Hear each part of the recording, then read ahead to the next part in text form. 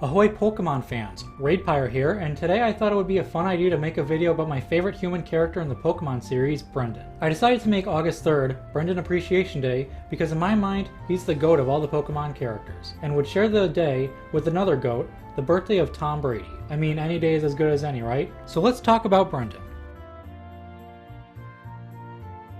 Pokemon Sapphire was the very first Pokemon game I have ever played. So Brendan was the first character I played as, definitely have fond memories of that. And I love the Omega Ruby and Alpha Sapphire remake for the 3DS. It's definitely my favorite Pokemon game to date. I also really liked his redesign of the game. I should also point out while on subject that Hoenn shipping, the shipping between Brendan and May, is definitely my favorite Pokemon ship. And honestly, Oris really did skyrocket it to probably be my permanent favorite of Pokemon. I doubt it will ever be topped. So now that you know my background regarding why I like the character, let's get to the main topic of the video.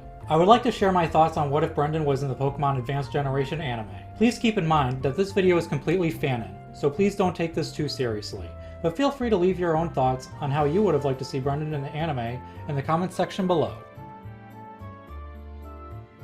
Brendan's hometown is Littleroot Town. Now this might be a surprise to some, I'm sure, and maybe hardcore fans of the games won't like this, but I actually would not make him the son of Professor Birch. His parents would be completely absent here, you know, like pretty much everyone's, as I feel making him Professor Birch's son would be too much of a burden on his character. I feel it would also be best to keep his parents irrelevant to the story. Also, since Ash's last rival, Gary, was the relative to Professor Oak, I try to make them as different as possible. While I don't think of Professor Birch as being his dad, he still likes hanging around the lab, and he would play with the Pokemon there in the days before he became a trainer. The Pokemon that got closest to him was a Trico, and the Trico would occasionally sneak away from the lab's property and end up at Brendan's house. Remember the scene in the Oris trailer? Yeah, think of that, but on a nearly daily basis. The Trico will end up being Brendan's official starter the day he finally sets off on his journey. Brendan would make his anime debut in episode 3, There's No Place Like Hoenn. Shortly after Ash parts his ways with May, the scene is extended to Ash leaving the park where Ash bumps into Brendan. Brendan recognizes Ash and says he recognizes him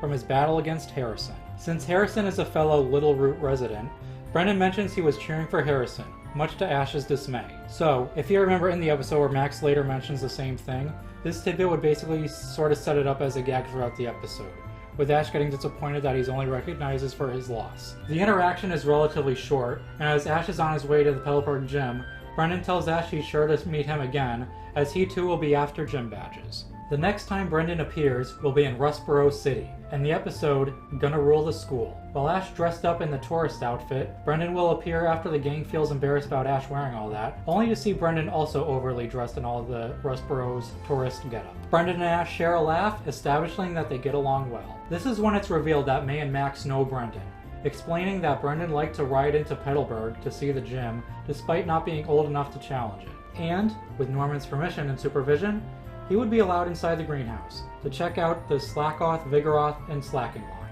Because of this, Brendan says he would love a Slacking for his own team, and this is when he reveals that he has a Slackoth of his own. Brendan mentions he already won a badge at the gym, and takes off when he mentions it's time to catch the ferry for Dewford Island, and wishes May and Ash luck at the Rustboro gym. In case anyone needs a reminder, it was assumed at this point still that May would take on gyms, so there's no way of him knowing May had a separate interest. Next time we see Brendan in the anime is on Dewford Island. By the time Ash arrives, Brendan won the Knuckle Badge, also revealing he caught a Pelipper on the way over. Since his ferry out isn't for a few hours, he sticks around and watches Ash's battle against Brawly. Watching Ash lose to Brawly, Brendan believes that Ash's past accomplishments were a fluke and thinks he's already ahead of the veteran, showing Hoenn pride that it's the toughest region Ash has been in, and already being ahead of him must make him the better trainer. This is a showing and a crossroads of their characters, as you know that Dewford Island is where Ash begins mellowing out and begins a new training strategy. Instead of staying like Ash did, Brendan moves on from Dewford Island to the next gym, basically showing that he is what Ash would have been had he not been humbled by Brawly. The next major appearance for Brendan is in between the Lava Ridge gym and the Petalburg gym,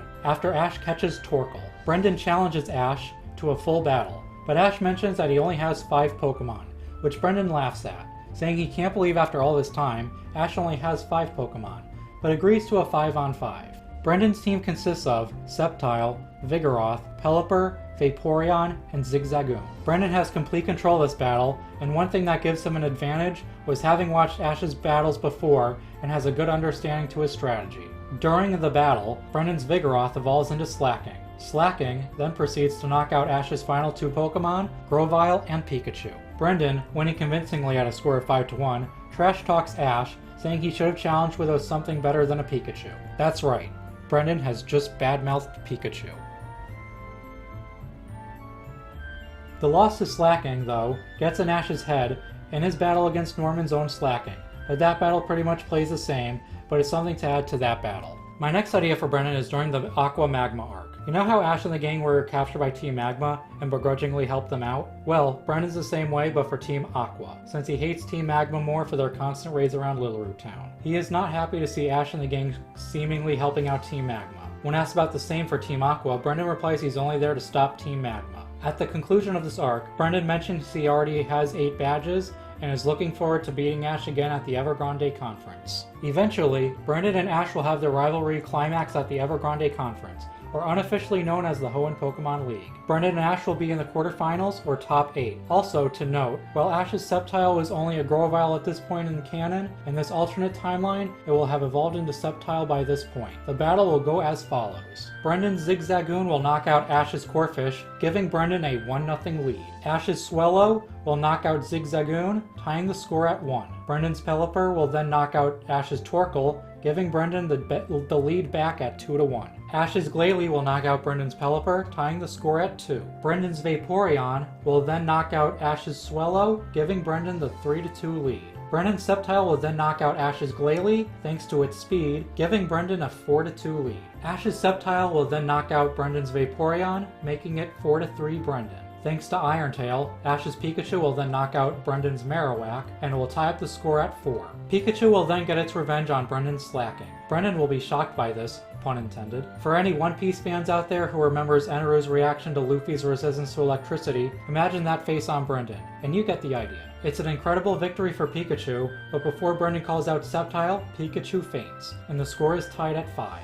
It comes down to Brendan and Ash's Sceptiles. After a long fight, Ash's Sceptile comes out victorious, giving Ash the win. Ash will move on to the Final 4 and face off against Tyson, much like he did in canon, albeit moved up 1 round. Brendan has a hard time believing that his run has ended in defeat. Ash runs over to his side of the battlefield to thank him for a hard-fought battle. This gives Brendan a temporary boost to thank Ash and congratulate him on his win. Like Ash did in his defeat at the Indigo League, Brendan initially mopes about his loss, but May encourages him to watch Ash's battle against Tyson.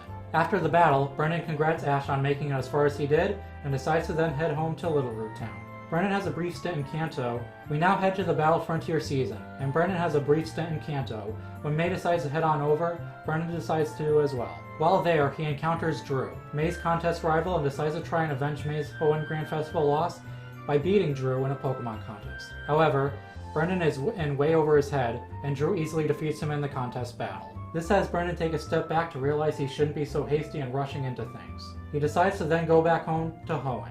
But before that, he wishes luck to Ash's quest at the Battle Frontier and May's contest run on their Kanto journey. He leaves Ash on a positive note, as the two have reconciled and made friends, and they hope to battle again one day. At some point during the Battle Frontier, we'll take a short 3 or 4 episode break from Ash and company and focus on Brendan in the Hoenn region, adapting the Delta episode. Now, you're probably thinking, Raid Pirate, Delta episode didn't exist.